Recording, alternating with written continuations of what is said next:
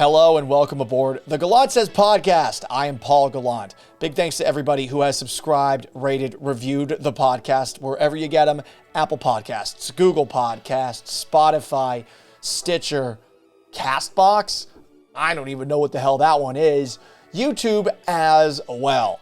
If you want to get in touch with the show, gallantsays@gmail.com is how you can send me an email. You can even leave a voicemail. You want to get real old-fashioned at 781-452-4322. Again, that's 781-452-4322. You can leave a comment on YouTube as well. We'll pick through them at the very end of the show when we get into mail. On today's show, November 16th, a Tuesday of 2021, we're going to take a look back at the Seahawks getting shut out off a bye on Sunday. Good God.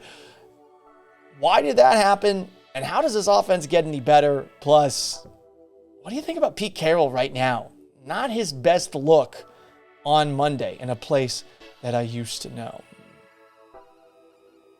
And I will talk with my old Gallant at Night radio producer, Ryan Rockett, the man who has made me somewhat aware of things in this world called music. We're going to talk about the tragedy at the TravisScott concert in Houston a couple of weeks ago, and about Travis Scott, period. And I never thought that I would dive into politics on this podcast, but I'm going to do it some more. I can't believe what's actually getting me to take that dive into talking about the real world. So all of that and more, let's go. A radio show host in Seattle called Paul Gallant. I was just kind of curious what Paul gets to say. You are definitely living in the hindsight world today, Paul. You got f***ing grow, mother. Are you kidding me? Paul Gallant, what the hell is wrong with you? I guess a couple of days after that debacle, it's my time to sing songs of doom and gloom about the now 3-6 Seattle Seahawks who lost 17-0 to the Green Bay Packers on Sunday, despite coming off of a bye week and having Russell Wilson finally back under center. Remove the pin, time to win. Okay, Russ. Sure, you were ready to go. Lots of doom and gloom out there. I'm not going to dance on top of it and add more shit to the shit pile. I'm just going to ask you this question, perhaps sound like a Seahawks honk while I do that. Seahawk, if you will. The season's not over.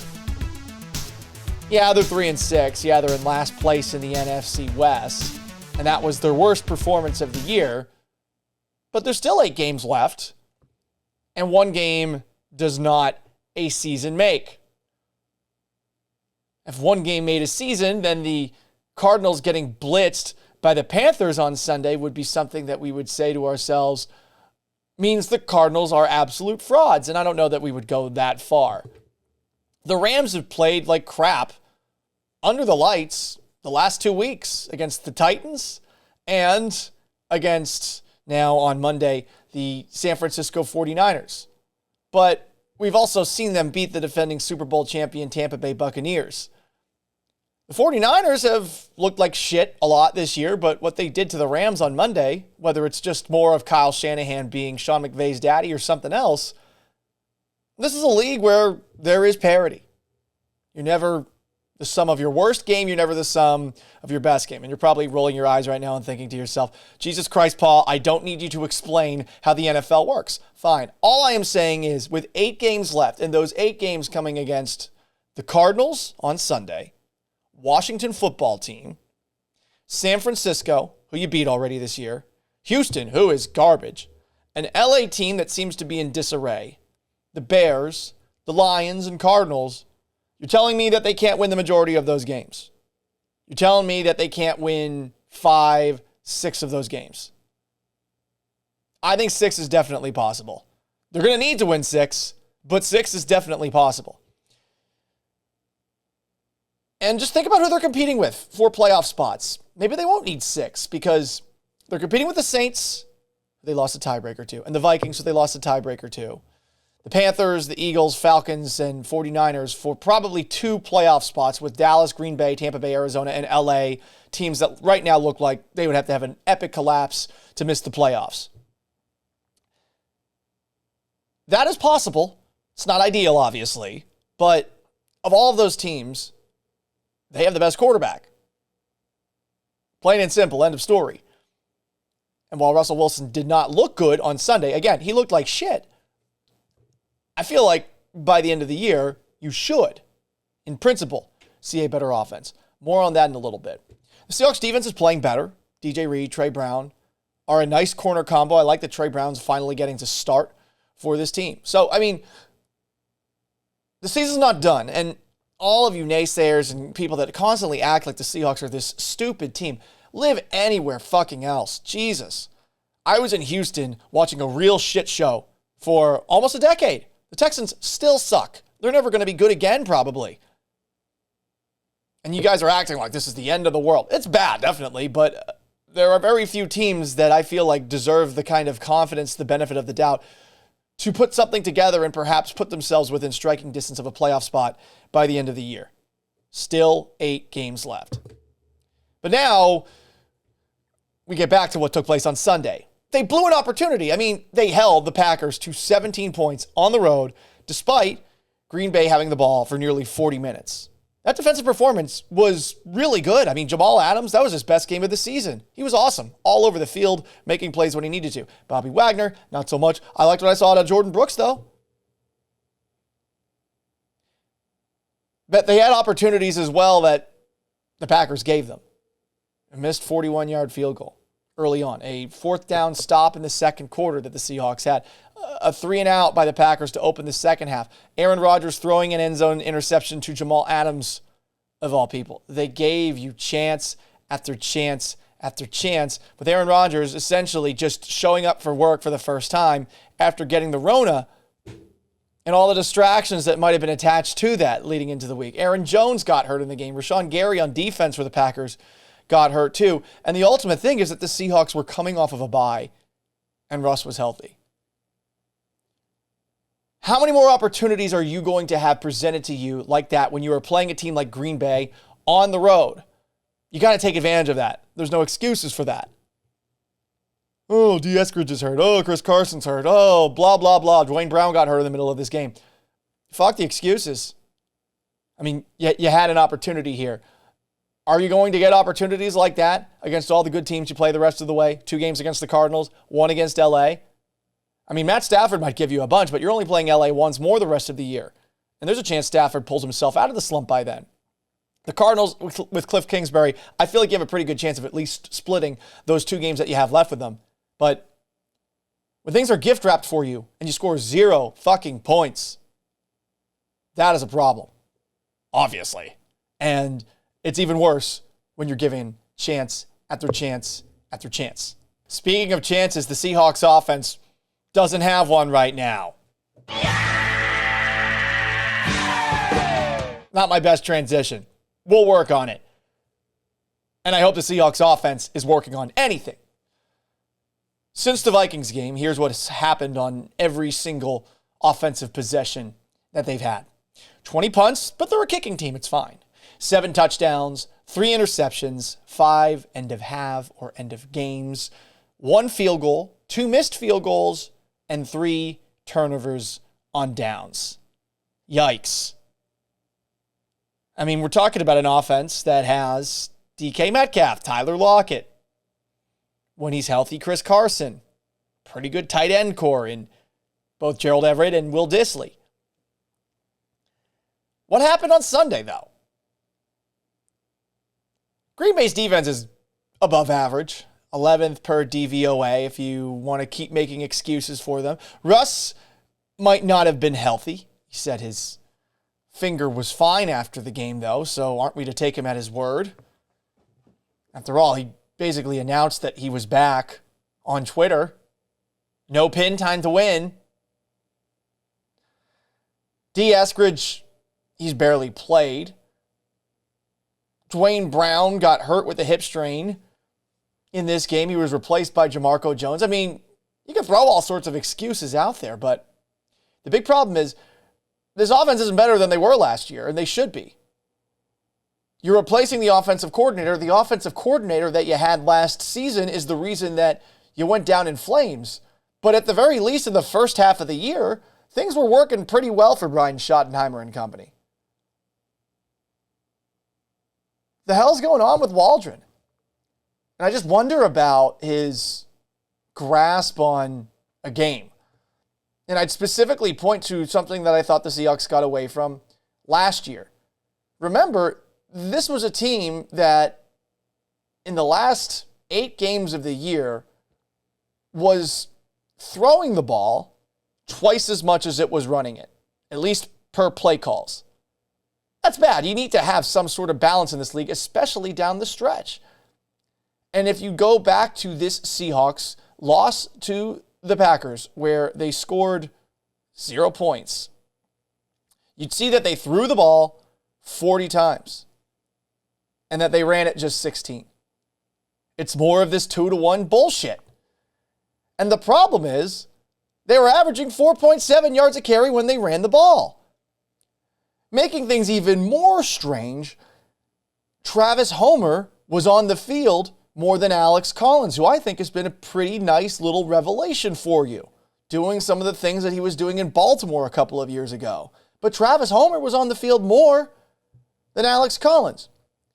Rashad Penny, time to throw it in the trash. I might be willing to admit now that he is a bust if he can't even see the field, along with LJ Collier, who's barely been active this season, whatever, that's first-round picks. I don't want to get sidetracked.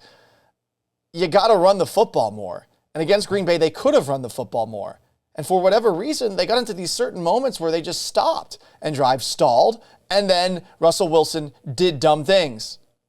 He had a couple of interceptions in this game. Neither of them were smart passes. He could have had another one as well later on.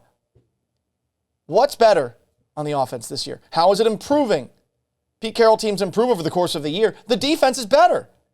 But what the fuck's going on with the offense? Damian Lewis, you move him to left guard. He's getting pancaked and holding people at the same time. I'm looking for something here to say, yes, this is getting better. There's nothing. And you can make those excuses for Shane Waldron, but ultimately he's got to make it work. He's not, and this is looking like a misfire in hiring him. Why are we to believe that things are going to change in the second half of the year when, for the most part, this offense has been bad? With or without Russell Wilson. So if Russ isn't the quick fixer-upper, even if he's banged up in this game against Green Bay, I mean, he clearly was not himself.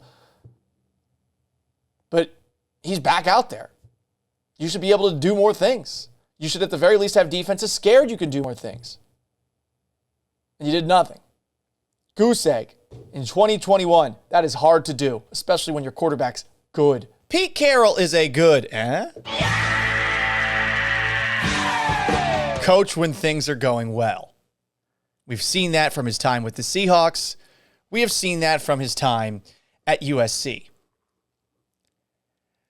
But I'm concerned about Pete Carroll as a coach in times of crisis, and that's where the Seahawks are right now, especially considering that Pete Carroll, even though he is perhaps the most energetic 70-year-old you'll ever see, he's getting up there in age. You got players getting younger and younger, and you've probably got some others who have been in the locker room for a really long time that are wondering if things could be better. This is, I think, a natural thing that happens in relationships. It is a natural thing that happens for players across all sports. Could our coach, could our manager be better? Is there something that he's not doing that I see elsewhere that could be done better? This is not me asking for Pete Carroll to be fired.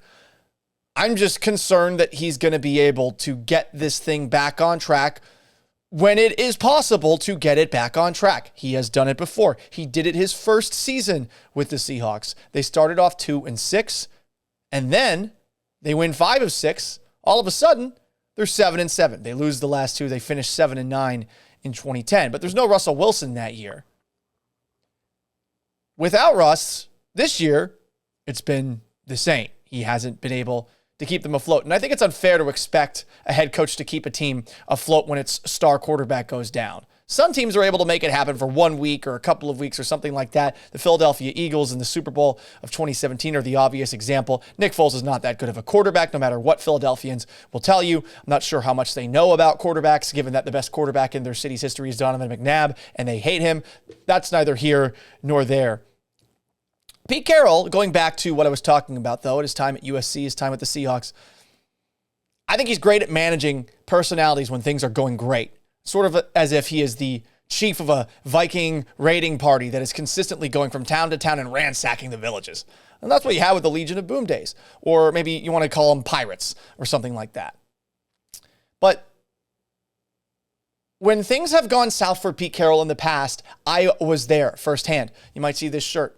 Patriots shirt. I'm a Patriots fan. What's up, Mac Jones? Things are looking pretty good for them, but that's not what you want to hear about. Pete Carroll coached the New England Patriots from 1997 through 1999. I remember those years vividly. I was but a pup, but I was a NFL-obsessed pup that would be getting trivia'd by his... Is that a verb? Whatever. I was getting quizzed by some of my best friends' parents about things that were sports, and I would consistently get all these things right. Maybe I'm making a bigger deal of it and being nostalgic and acting as if I knew more back then, but I knew a lot about football when I was a little kid. That was all I cared about. And I remembered listening to sports radio and just hearing about a Patriots team that had been coached by a hard ass in Bill Parcells in 1996, shifting over to Pete Carroll in 1997. A lot of the holdovers from that 1996 team would stick with the Patriots through their early 2000s Super Bowl run when Bill Belichick came back in, more of a hard ass, and of course had been with that New England Patriots team in 1996. When Pete came into New England, he had an uphill battle. So I'm going to make some excuses for him for why it didn't work out. A bad front office that let a future Hall of Fame running back walk out after his first year in charge. Curtis Martin. They thought they could replace him. I would say this to anybody who thinks that running backs grow on trees in the middle of the draft. If you find one, good luck fucking finding another. And that's what the Patriots thought they were going to be able to do. They actually told Pete Carroll that. They said, yeah, we can find Curtis Martin in the third round again. Nope, they didn't. They found Robert Edwards, who was good for a year, but he tore his ACL. At the end of the 1998 to 1999 season, Drew Bledsoe banged up his finger. He was the starting quarterback for New England. For all those Cougs fans out there, what's up?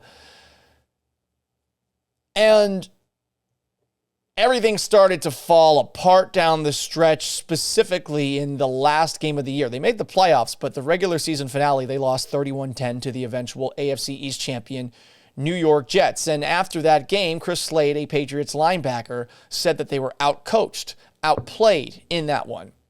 And it made it seem like the Pete Carroll era was on the ropes, even if it had been, to that point, one that led to 2 playoff appearances, 1 AFC East crown.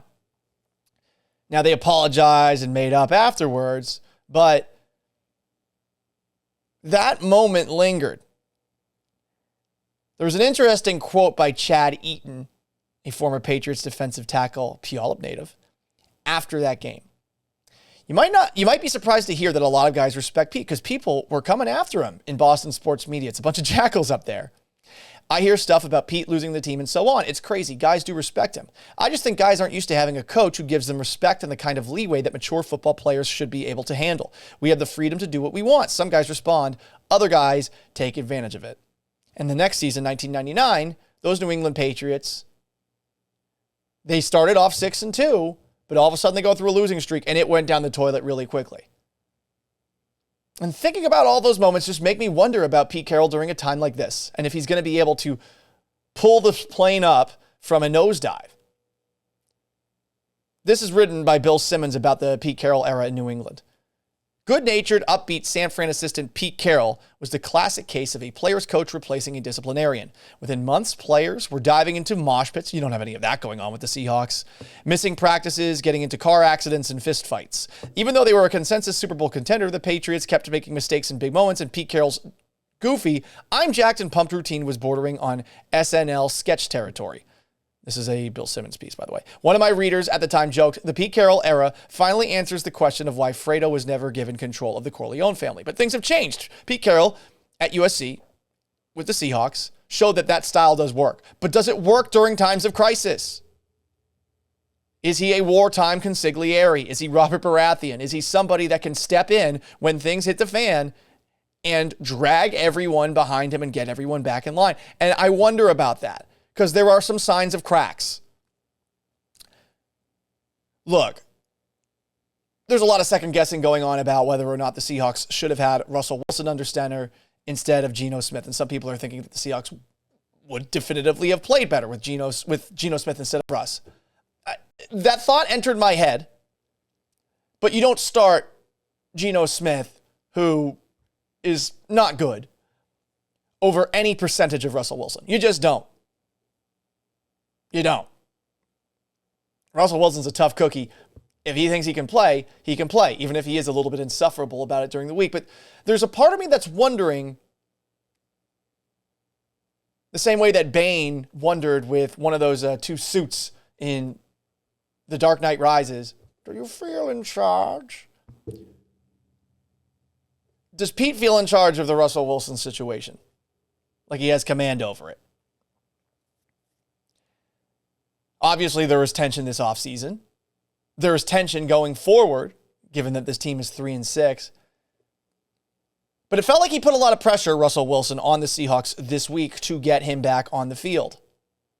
Maybe there were some conversations that took place behind the scenes, but no pin, time to win. That tweet with the, okay. Trying to be like a greeting card going forward from Hallmark. You know what I'm here for. He tweets out the video of him with the music, a banger song from Succession, the TV show on HBO in the background. I mean, it felt like he was announcing he was back under center and sort of going over the Seahawks and doing it publicly. And I wouldn't have thought twice about that unless we saw this tweet from Geno Smith, who in the past has not exactly been the best teammate. Just ask those who played with him on the New York Jets about that time he got punched in the face, broke his jaw, and lost his job to Ryan Fitzpatrick, who played pretty well. Geno Smith tweeted, "I want to vent, but I know it ain't safe," after the loss to the Packers. Then he deleted it. But it's out there. The internet is forever. Geno Smith has a dubious track record, but I do think that he is more liked in Seattle than he was in New York. And I'm sure that there are some teammates who felt the same way about Russell Wilson coming back on the field the way that he did. Look, everyone knows Russell Wilson's a great quarterback. But he's also a guy that seems pretty isolated from his teammates. And when you're injured too, you probably feel even more isolated from your teammates, or your teammates feel more isolated from you. So he comes back in and is expecting, I think, everything to be what it had been over the last couple of weeks. But remember, Geno Smith played pretty well against the Jacksonville Jaguars. The Jaguars suck, but you can understand why Geno Smith would be a little frustrated with the way that things went. And it feels, on the outside looking in, like Russ put all that stuff out there. The Seahawks made the decision, and maybe they didn't properly evaluate Russell Wilson as far as they needed to. So that makes me wonder about Pete Carroll during times of crisis. And then you have this. DK Metcalf getting ejected. Carlos Dunlap throwing a shoe. In one game, not necessarily a big deal. But as the season progresses, and if they lose games like this, how many more meltdowns are we going to see? DK Metcalf has a temper. But those two plays were fucking stupid.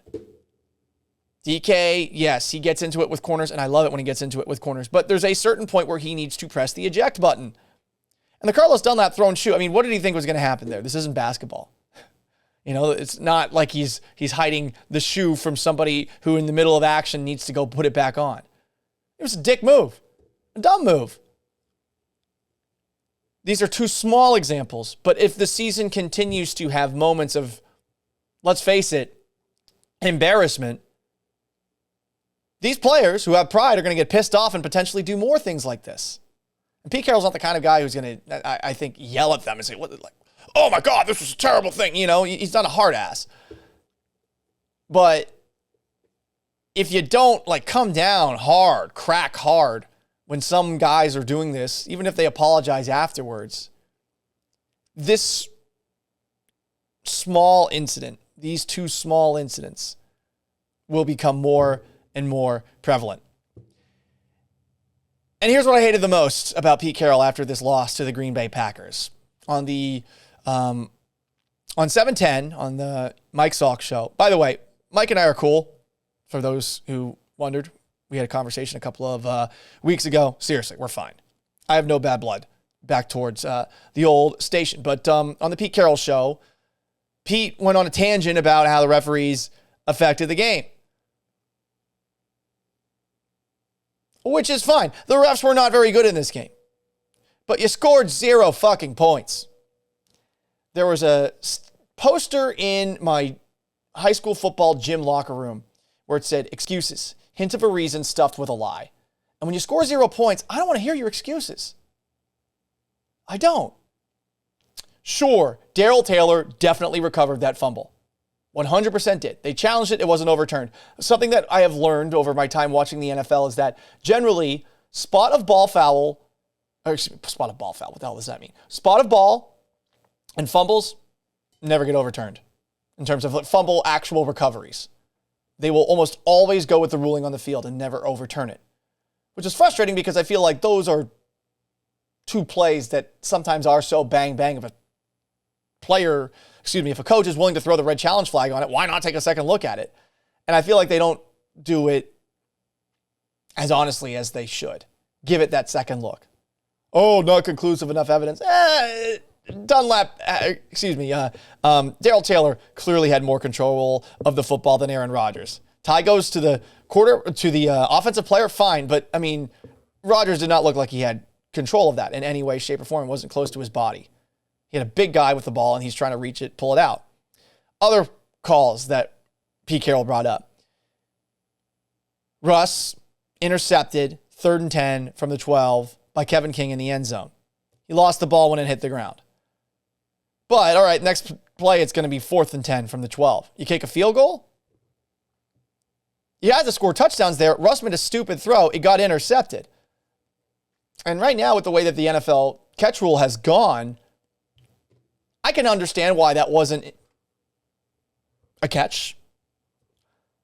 But with the way things have gone, where now you're seeing guys catch a football and then take 2-3 steps and fumble afterwards, and they're calling it a fumble, it's always going to be hard to get the 100% right call. What's not hard is avoiding dumb fucking mistakes, and that was a dumb throw by Russ. Both of his end zone interceptions were poor choices. And then the last thing that Pete Carroll brought up, which is a fair gripe. On their opening drive, Russell Wilson scrambles for a first down. At least we thought. They moved the chains. I honestly thought he was short, and I was surprised by the spot that they gave him. 20 seconds later, all of a sudden, though, it's 4th and 1. And I guess the entire saga kind of confused the Seahawks. They had started the play clock. Pete Carroll said he would have gone for it had the play clock not started. Well, why not just challenge that one? Or why not call a timeout? First half timeouts don't matter at all. Yes, blowing your 2 challenges early in a game, that could come back to hurt you. But first half timeouts to me are not important, at least compared to second half timeouts. If you want to go for it on 4th and 1 on your own 41, call the timeout. And if you're thinking about it, sometimes you got to go away from this thing that you've turned into a brand, being a kicking team, and be unconventional, at least compared to the ways that you normally do things. And they didn't there. They should have called a timeout. I wonder about Pete Carroll in times of crisis. His track record in New England is not very good. And when you're bringing up things like the referees as a reason for why you lost the game 17-0, you scored 0 points. If I'm in that locker room, I'm not feeling like Pete Carroll's in command the way that he needs to be. We're going to shake things up here for a second. When I was hosting the Gallant at Night radio show in Houston, I had Ryan Rockett as a producer. Ryan Rockett tried his best to make me less musically challenged. I thought it would be a great time to bring him on, given what took place in Houston a couple of weeks ago, the tragedy at the TravisScott concert. Here's Rockett. Joining me right now on the Gallant Says podcast is an old friend He was my producer for the Gallant at Night radio program, kept me on track, kept me from going down too far and all those ADD rabbit holes that I might. And honestly, I think just setting me straight often. And now he hosts the Gems and Juice podcast with our other buddy, Figgy, the one, the only, Ryan Rockett. Rockett, what's going on, bud?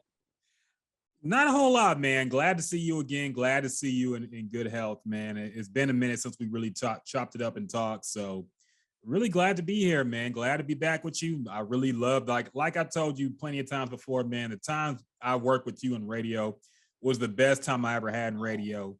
So a part of me still does miss the Gallant at Night with Ryan Rockett producing, but, life goes on. But good to be back, man. Good to talk to you again. I'm enjoying it. Never had more fun doing radio than when I did it with you too. Those were a very fun. What was it, like a year?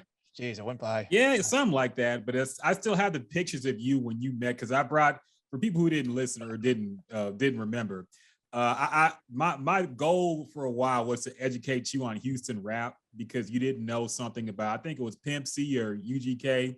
It started off with me not knowing anything about breakdancing, and I tried to yes, that's right. And you were like, "What the fuck is wrong with you?" You didn't know what breakdancing was, and then that spun off into you not knowing about rap. So I tried to educate you. I brought some rappers. You met Lil Flip. You met, I think it was ESG, Slim Thug. You met a bunch of legends, man. So I still have those pictures of you in Slim Thug. It's so random, but I still have those, man. So here's this exceptionally pasty white guy with two people who are really, really cool. Rockett was the cool part of the show, and I was just like, So this guy plays the music. I hate to sort of transition into a sad topic, but I saw this take place late on Friday night. I was talking with a bunch of people that I went to a festival in Las Vegas with. And all of a sudden, this news broke out that there was just an absolute tragedy at the TravisScott concert on November 5th, where at least 9 are dead as of now. I don't know if there's any more that are coming out of it. TravisScott is a rapper that I do know about. That's what I know, that song, and I know some other ones. And it has me thinking about him and his place, first off, just in the music industry, but also in the Houston rap scene. This is a guy who, I guess, Rockett has had a bunch of concerts where shit gets out of hand pretty quickly. And this isn't just like a one-time thing. There's a guy who got paralyzed in 2017. One of my friends went to a concert in 2018, and he was like, yeah, this was pretty mosh pitty very quickly.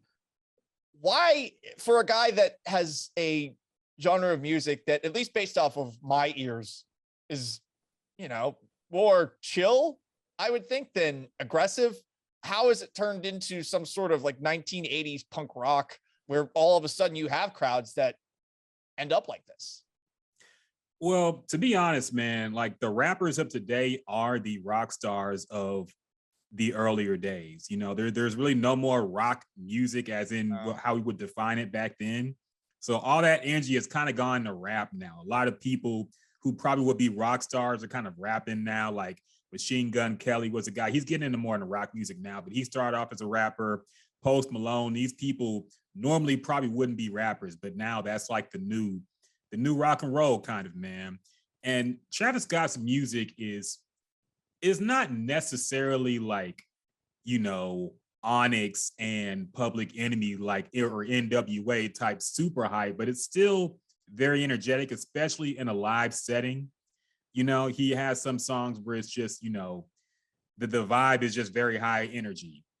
And to be honest, he kind of cultivates that. I'm sure people have seen the now deleted tweets where he's kind of, encouraging some things that look very bad in retrospect about jumping barricades and people getting hurt, and kind of bragging about that. So it looks pretty bad in hindsight, but I don't know, man. It's hard to explain. His fan base is called the Ragers.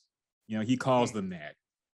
And like he does enjoy that hype atmosphere. He likes the mosh pit. A lot of rappers do now, but he likes the mosh pit environment. That gets some hype, and the fans, of course, they love that too. But it was just really unfortunate, man. I think Oh, and the blame kind of goes around. I can't. It's hard for me to just blame Travis Scott. I understand why some people feel like that, but the blame is far more widespread than just Travis Scott and his music. But it is a part of it. I can't deny that. Some of the blame could go to police officers. They were radioing about crushing type injuries pretty early on in this concert. You could also point some at Travis Scott because it took him a while to figure out what was going on. There, there's a lot of just really sad videos out there of people jumping up on stage, shaking cameramen, yelling. And of course, we've seen the videos of people just getting squished out there, and it's absolutely terrible. And he is a rapper that has really, I think, come to be a symbol of Houston rap. I know someone that you had made me aware of, Megan Thee Stallion, also is sort of at the forefront of that. How did he get to being that guy? Because, and this is a text from my buddy Kyle, and Kyle told me that, hang on a second, the OGs of Houston hip hop, Ron Seach, Millionaire, Bun B, these are guys. Millionaire. Did I say it wrong? He said Chamillionaire. It's Chamillionaire. Chamillionaire. See, we're on brand still. So he said that those guys kind of claimed Houston from the jump. And Travis Scott has claimed Houston clearly as of late, but he's not, I guess, really Houston to the bone, if that makes sense. No, not really, man. And to say he's a Houston rapper technically is true. I mean, he does have, of course, the elements. He calls his festival Astroworld. I'm sure that name is done now. But he called his festival Astroworld. He had the whole rodeo motif in the past as well, of course, from the Houston rodeo. He's from Houston, but his sound is not necessarily Houston influenced in a way. I guess you can argue the slow down nature at times is more of a DJ Screw type, chopped and screwed. But he really is more modeled after like a Kanye West and a Kid Cudi type of sound. He kind of came up under their umbrella, and that's really how he got on the national stage. It wasn't just through Houston. There's people in Houston that mess with Travis Scott, don't get me wrong, but he's not really seen in that Bun B, Chamillionaire, UGK, Zero, Scarface. He's not seen as one of those, type of Houston rappers. He's more of a national sensation that claims Houston, but is not really, Houston born and bred in terms of the sound. So is he low key a fraud for claiming Houston the way that he claims now? And this is something else that, again, I don't really know a whole lot about, but I guess he's someone that was doing like musical theater in high school. And look, you make money how you make money. You create a genre of music how you create a genre of music. But I kind of do get the vibes of this is a guy that is very different than the guy that he used to be, and is perhaps drawing from something that's not his actual experience, if that makes sense. It does. And look, I got to be honest, man, the nerds have taken over everything in this world. Okay, I got to be real. They've taken over sports. They've taken over music, and they've taken over rap too. Drake is another one of those guys. Drake is the biggest, definitely the biggest rapper, one of the biggest music stars in the world today. He came up off of, a Nickelodeon TV show in Canada. He definitely did not fit the stereotypical image of a rapper when he came out, and now he's the biggest rapper out. There's definitely a lot of nerds in hip hop. Like, I got to be honest, Travis Scott, from what I've heard, he did not grow up in, I'm not going to say he had to grow up in poverty to be a rapper, but he grew up in Missouri City in the suburbs. It's not like I know that's a little fancy. Yeah, it's not. I don't want to perpetuate a stereotype like you got to be from the hood and the struggle to be a rapper. You definitely don't. But he is not like, he came from a good home apparently, and he did not fit whatever the stereotypical image of a rapper was. I don't know if I would say he's a fraud, because he could easily claim another city like Atlanta if he wanted to, or anywhere else. It wasn't super popular when he was doing it to say Houston everything, because Houston music, I gotta be honest, on a national level, it kind of fell off for a little bit because Atlanta had taken over everything. everything was about Atlanta and Atlanta sound, and everybody, even Houston rappers we've had on our podcast, talked about how they felt like if you wanted to make it as a rapper, you needed to go to Atlanta and not just be all about Houston, because Houston artists are kind of, shady and shisty and all that. So, I mean, he did claim Houston when he didn't have to. He did he's done a lot of work in the community. You have to bring that up as well. And that's before all this happened. It's not like some makeup for the tragedy. He's been doing a lot of community work in Houston.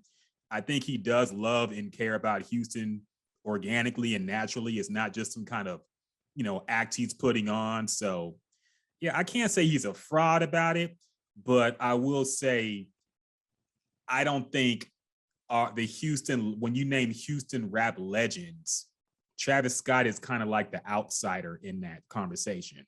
Even though he's one of the biggest technically Houston rappers, he's an outsider in terms of when you mention all the Houston rap legends, if that makes any sense. Okay. Are you a fan of him? I don't know if I would say I'm a fan. And let's remove what just happened too, because of course. The knives are all out right now. I totally understand the people coming after him. I mean, what happened is fucked up, and it seems like it's a recurring thing. But this is obviously not something that he wanted, and I'm sure that he feels like shit about it. But just exclusive of that, what do you think about him? I enjoy his music, man. I have to say I do. I enjoy his music. I'm not as into it. Like, we have a lady on the podcast. Her name is Jasmine. She's a super hardcore TravisScott fan. At least she was. I know she went to the festival and she's going through some things. She's having a tough time about it. That sucks. Yeah. But before all this, she was a huge TravisScott fan. I wouldn't say I'm a fan per se. Like, I'm not eagerly anticipating when he drops new music, but I do enjoy his music. I do see the appeal of it. And I do understand how in an environment, it'll get you hyped up. They play it all over sports arenas, basketball games, football games. They play TravisScott everywhere. Yeah. So you could tell it has, and I see why. I get why people love him. I just don't love him like that per se, but I understand the appeal. Okay. We're both getting to the point where we could be called old, and usually you get set into your musical taste at a certain age, right? Yeah. How open have you been as you get older and older to some of the new music that's coming out? Because you were talking about it just a moment ago. The nerds have taken over the game. You ain't kidding. I mean, it's fucking obnoxious in sports. Holy shit. Like, how many times do I have to deal with this? And no offense to the people of Seattle. I love you, Seattle. But you guys take it to a new degree. Like, I never experienced anything like this in Houston with some of the real smart people that are coming out and talking about sports on Twitter. It's definitely changed. So how open, I guess, are you to all of the new things that are popping up? I try to be, man. Like, I try to be. I'm not fully on the porch shaking my cane at the kids to get off my yard yet.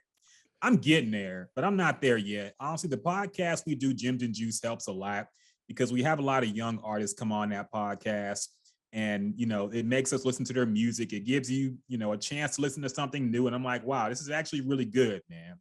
I get it. I try to listen to the major new releases. I give everything a chance. That's my number one goal. Give it a chance before you hate. It's so easy to say that sucks, it's trash, it's whack, it was better back in my day. You got to give things a chance. You have to at least listen with an open mind. If it's not for you, it's not for you. But my number one goal is to just give everything a chance before I make an opinion. And sometimes it's hard because some people just look so whack and sound so whack. I got to listen to a whole project before I make my decision on how I feel about you. And I'm glad, because this is something that you actually instilled in me, where now I am really open to just about everything, including country, which I never thought I would say. But now that you mentioned who's whack, who's the wackest, who's the absolute worst right now, current famous person who just you think, and again, it's your opinion, but you got to stand by it, who you're just like, Jesus, this guy. Or famous now, person? You mean like musician or anybody? Any musician. Oh man, I'm not a fan of Lil Baby, I gotta say. A lot of people love Lil Baby. And he's not the Baby. They're two yeah, that's two different guys. The Baby got canceled. No relation. Right. Okay. Yes.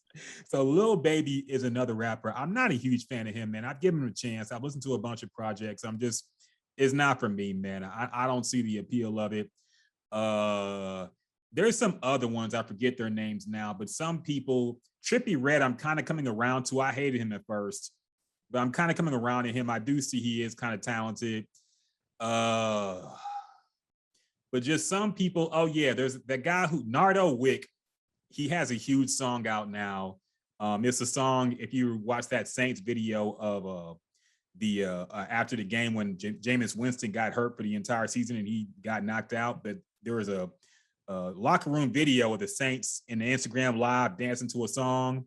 That song's by Nardo Wick, and I'm not a fan of him. Like, that song is hard, but he's the mumbling on him is just too much to bear. I can't take it. I'm not a fan of him. He's kind of whack to me, but I don't know. There's a few others. Did that genre, did that all start with Future? Is he the guy who started the mumble, I guess, era, or was there someone before? And I actually like Future. Yeah, I remember one too. time I went to Atlanta. We went to the Krog Street Bridge, and I went back to my friend's house, and we may or may not have partaken in things. And he just played Mask Off on repeat to the point where eventually I had no choice but to like it because I heard it so many times, and now it's one of my favorite rap songs. Yeah, he's one of the originators of the mumble style, I guess you could call it. The Migos were the first people I heard people call mumble rappers.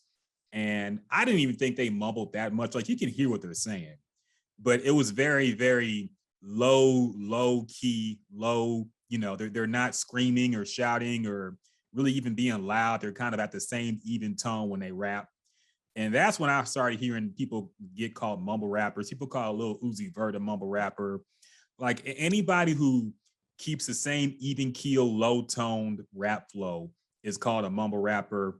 Future, he has some songs where he's legit just mumbling, and you can't hear what he's saying. Like, you have no idea what the lyrics are unless you looked it up on Rap Genius. So he's definitely one of the mumble people, but I don't know if he originated the style. I think it had been around a little bit before him. This guy knows everything about music, and you got to check out the Gems and Juice podcast with Figgy, with Jasmine as well. You guys had on Mark Ingram recently. Yes. After he got his ass out of Houston, good for him. The Texans suck. Holy crap. That's the most Texans I'm going to talk on this podcast in the near future. You've had Arian Foster on before. Like, you guys have brought in a bunch of really cool guests, and it's a really fun listen. I encourage everyone to check it out. I appreciate it, man. We got bigger and better things planned out, for next year as well. So, appreciate all the love. We try to be, because me and Figgy both work in sports. So we talk about sports, but our real passion is talking about music and culture stuff as well. We try to keep it even because we know a lot of people from the radio listen to the podcast as well. So I see your cat in the background, by the way. Oh, yeah. She's hanging out. Aria, what's up? But yeah, so we try to have whoever we can get. And a lot of people are very accessible. That Mark Ingram interview was great. He didn't have a whole lot of time. It was the middle of the NFL season, but he still made time for us, man. That's he cool. was hilarious. So yeah, check it out. Make sure you subscribe, check it out, just listen to one episode. Like I said, before you make a judgment, listen once. If you don't like it, it ain't for you. That's cool, but give it a chance. If there's one episode that they should listen to, what's the episode they should listen to? Oh man. Oh, I really liked your interview with Arian Foster. Yeah, I like that a lot too. The Arian Foster interview. We have on our SoundCloud page. We have a few of the highlight tracks or the highlight episodes. But the one with Dende is a cool Houston rapper as well. He's very funny. That was a good one too. Is that a Dragon Ball Z inspired name? Yes, it is. Yeah. Let's go. I know some culture.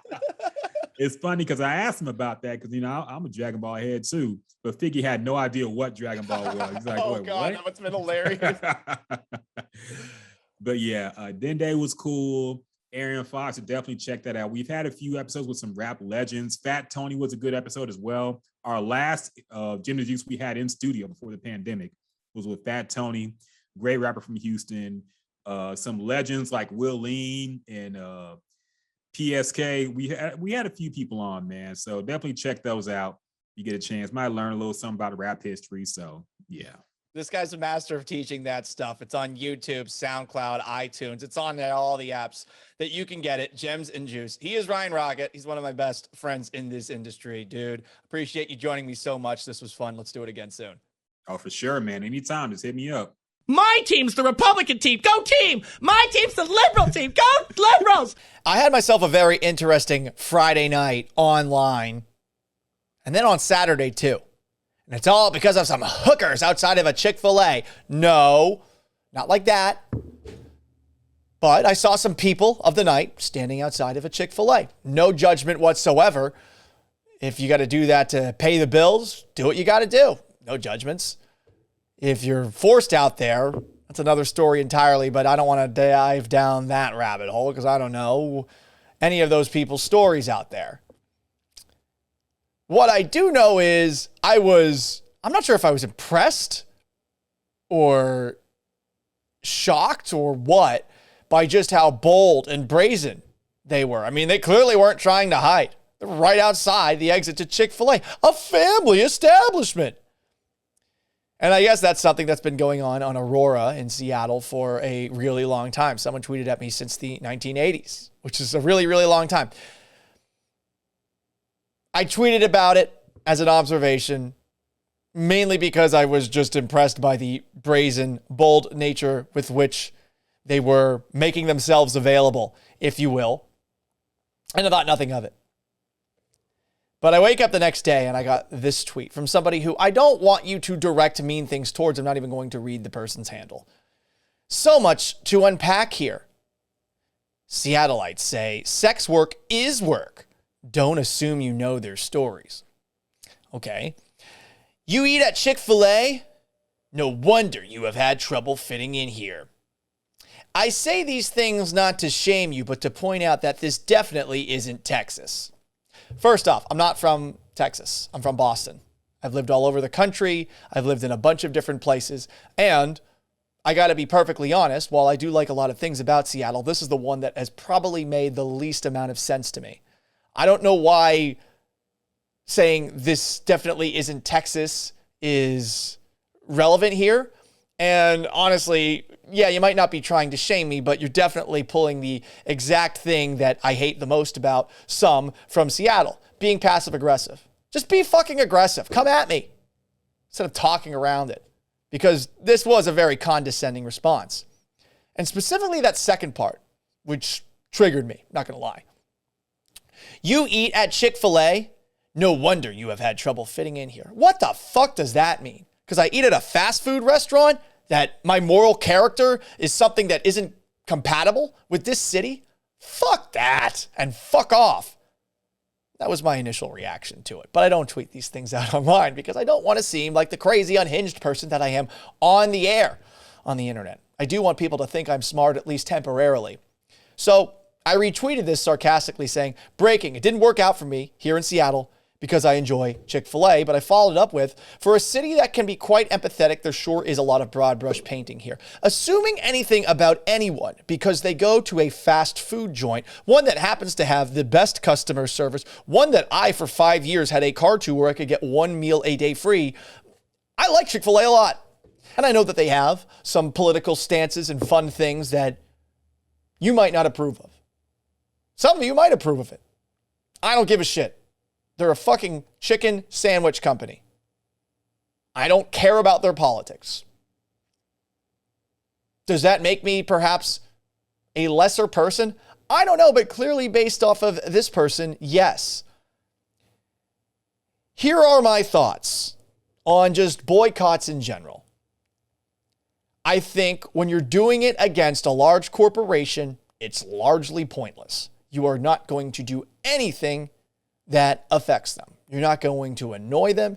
You're not going to even scrape their wallet. It is a pointless endeavor. And I'm a cynical skeptic, so that's just my opinion on the matter.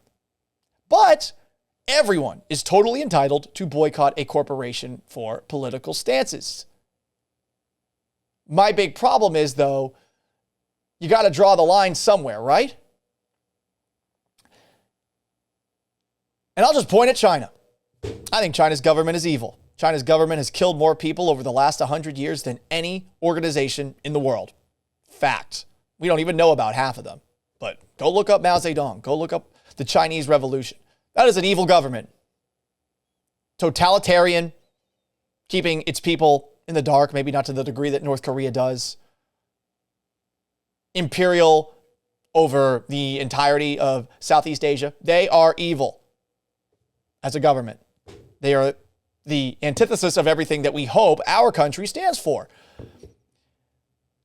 You need more proof of it? I'm not going to talk about some of the things that they do, like just typical communist stuff. They have fucking concentration camps. The Uyghurs are a ethnic group of Muslims living in China, and they are in concentration camps, many of whom are being sterilized. So I bring up China to say this, which is, something that a lot of people would probably be annoyed by. Oh, what about China? Oh, it's the constant go-to. Well, if you really want to take a moral stand, then don't we, stop using these or all of the many things that are produced for us in China? The problem is it's going to turn out to be just about everything. So I bring that up not to say that you can't boycott things. Some people are going to have really strong specific beliefs on one thing, and they're going to want to do anything that they can to change that one thing.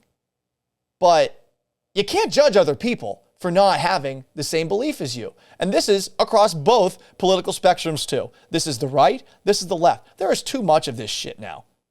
We have people on the left or the right who will fixate on one thing that the left is not that into or the right is not that into, and it will paint with this broad brush as if everyone in that party is the exact same way and is evil. Every single person in this country should be allowed to have different personal political beliefs on all matters, and they should not have to jump on the left or the right and be with that team until they die with things that they might disagree on. It's the best part about this country. You can have so many different opinions about things. And again, I don't have any problem with people that boycott things, but if you're going to fucking judge somebody because they're not willing to boycott something like you, where do you get off? You're going to judge them because of that. First off, they might not be aware of the very thing that you take issue with. And I think that for Chick-fil-A, it's that they fund a bunch of anti-gay PACs and things like that. I'll be honest, I don't know the specifics of it, but I know that's always been in the conversation with Chick-fil-A. It's why you see on this graphic right here some protesters outside of a Chick-fil-A. I don't like that we have so many who are so quick to judge. I am not. Check that. I was raised Catholic. I was very religious for a while. I am no longer religious. I hope there's a higher power. Maybe we can have a religion podcast someday. But I was raised with the understanding that Jesus, who, no matter how you feel about him, he was a righteous dude, didn't judge anybody. Let he who hath not sinned cast the first stone. I don't like that we're so quick to judge people for small, minor differences of opinion. And look, for some person, what Chick-fil-A does, that's not small, that's not minor. But to me, to judge me, my character, or anyone's character, because they go to a fast food place, is fucking ridiculous. And we need to stop this. And I want to talk more about some of these things that get us so divisive in a slightly less sweary, intelligent way, eloquent way. But since I have moved here, I will say one of the things that I have become a lot more passionate about are politics and some of the crazy things that are taking place these days and the lack of any discourse that we can have about them. We should be able to civilly disagree about these things, to have conversations. And you know what else? To change opinions. Sometimes you hear something and it's going to make you think differently. You should be allowed to change your opinion. Why do you need to be stubborn and dig in? In sports radio, I've been told before, yeah, you should, be stubborn and make sure you stand by this take forever. No, fuck that. If I'm wrong, I'm wrong. If I think I'm wrong, I think I'm wrong. Evolve, change, adapt. We're not doing that. We're going back in time. That tweet pissed me off, as you can tell. And I'll just say this, going forward, if you're on the right, you're on the left. The broad brush painting of somebody because of one small part of who they are or what they do, it's got to stop. So that's my test for you for the day. Please do that. Thank you. Thank you very much to everybody who tuned in to a late posted episode of the Gallant Says podcast. We do this thing 2 times a week, Tuesdays and Fridays. A big thanks to Ryan Rockett who stopped by, and a big thanks to you if you've subscribed to the podcast, if you've rated the podcast, which you can do on Apple Podcasts. We've got a couple of reviews here from, I can't read this, is Julia Yours. Best podcast about 3D puzzles by Canadian entrepreneur and Houston Texan fan, Paul Gallant. Did you know that there is a famous, I guess someone who invented the 3D puzzle is named Paul Gallant. And I'm sure that he made a lot of money off of that. I did not. There are more famous Paul Gallants than me. I think there also is an addiction specialist named Paul Gallant, because if you go to paulgallant.com, if I'm not mistaken, it's an addiction website. Is that something that I should perhaps read and, I don't know, take into account into my own personal life? I don't know. Fitness Jess M reviewed, thanks for bringing Danny on. Felt like old times when we had a real morning show in Seattle. No comment on that little sentence right there, but I definitely miss Danny. It was great to catch up with him. And look, I wish Salk and more of the best. I really do. I hope that show does well. There's so many people in that building where, you know, what happens there depends on what they do. So I got no hard feelings. I said it earlier in this podcast. I really don't. Be nice to them. What else do we have here? No open relationships. That is from Ben. Ben put that in there in the comments in late October. Sorry, I'm in an open relationship. You can't shame me for that. You can't judge me for that. Okay? The Mariners and Astros are my lovers. And this is a monogamous open relationship. Like, you guys can't like other people. I can like them, though. I can't believe someone tried to pitch that to me on a first date. Anyway, what else do we have here? Oh, you can subscribe to the Gallant Says podcast also on Google Podcasts. You can get to it on YouTube as well, youtube.com/Paul Gallant. It's on SoundCloud. It is on Stitcher. It is on, I think I said all the podcast apps, didn't I? Did I? I think I did. It's also, as I said, on YouTube. And if you leave a YouTube comment, we will read those as well. This is what I'm saying is I have way too many tabs open. I'm one of those psychos who opens like 75 tabs. I can't find the one with a couple of questions that were asked on the latest episode of the Gallant Says podcast. Oh my God, where are the comments? I can't find the comments. Supersonic asked this question. I'm curious what you think the Seahawks running room will look like next year. Do we need to draft another running back? What's going to happen with Carson and Penny? Look, Carson gets hurt too much, and I think that they're going to probably cut their losses. The contract that Chris Carson signed is not a very big one. It is a bargain and a half, especially compared to some of the other running back contracts that you've seen out there. I would be surprised if they don't draft the running back, but the problem is, where do you get the running back? Is that running back going to be impactful right away? I mean, you got DJ Dallas in the middle of the draft. What's that done for you? Travis Homer, you get at the back of the draft. What's that done for you? Alex Collins definitely has, I think, some extra potential, but Rashad Penny, he's gone. It's not a great running back room right now with Chris Carson injured. That is for sure. Big thanks to everybody who tuned in. Again, we'll be back at it on Friday. Until then, so long, farewell, have yourselves a wonderful Tuesday.